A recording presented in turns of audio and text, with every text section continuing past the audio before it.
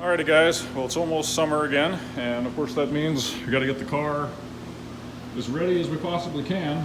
Really, there's nothing we need to do to it. There's just a couple little cosmetic things I wanted to do. And my wife got me for my birthday these two reflector lights here in the back. And from the factory, these are just reflectors. We're going to turn them into actually being lights, kind of like these side markers that I installed last year.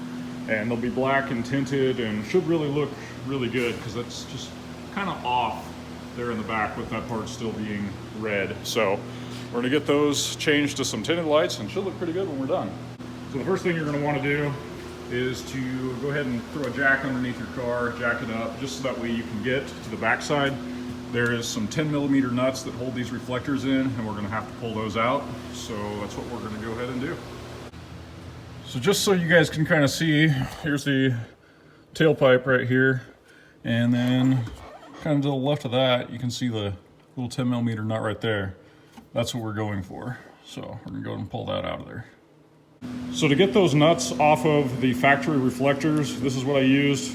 3/8 ratchet, about a 6-inch extension, neck down to your 1/4 inch, then a 1/4 inch extension, and then just a 10mm socket.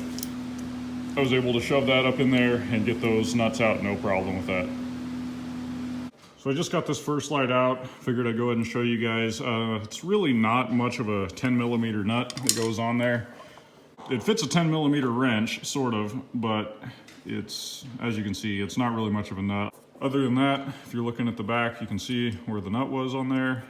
And then you got this other clip on this end, which I was able to just squeeze with the needle nose pliers and kind of push it out, and it came right out of the rear diffuser. So there's one, and we'll move on and grab the other. We do have both of them out now, so I'll show you guys what we're working with for the new stuff. This is Axial rear diffuser lights, and there's any number of different branded lights you could get. This is just what happened to get for this car. So see, same shape, everything is what the factory was. Only difference is you got 2 wires here, and those are going to get spliced into the same wiring that these side markers run. We'll go ahead and throw these in here, and then I'll show you guys once we get to the wiring process. All right guys, so I'm currently on the driver's side of the car. You can see the wiring comes back up through here. So there's our rear diffuser reflectors. We're coming right out of the back of there. Basically where the tab was on the factory one, they threw the wires out the back on there so it could come right out, which is pretty nice. You will want to route this so it's not touching your exhaust, obviously. And then coming over here, like I said, I'm on the passenger side of the car. Looking up there, you got your plug for your side marker light. So we're gonna go ahead and unplug that and bring the wiring down, that way we can splice into it. All right guys, so went ahead and cut the plug off here. So basically you can see, if I can get the camera to focus, you got a purple with a white stripe, then you got a black with a blue stripe. So you're gonna take the green wire from your new rear diffuser light, and that's gonna go to your purple with white stripe, and then your black wire is gonna go to your black with your blue stripe. I ended up cutting off this much wire here. Really don't know why they gave you that much, but cool. So I made sure to give myself enough wire so that way I'll be able to kind of route that up around, tie it back nice, where it's not going to be getting caught on the exhaust or anything.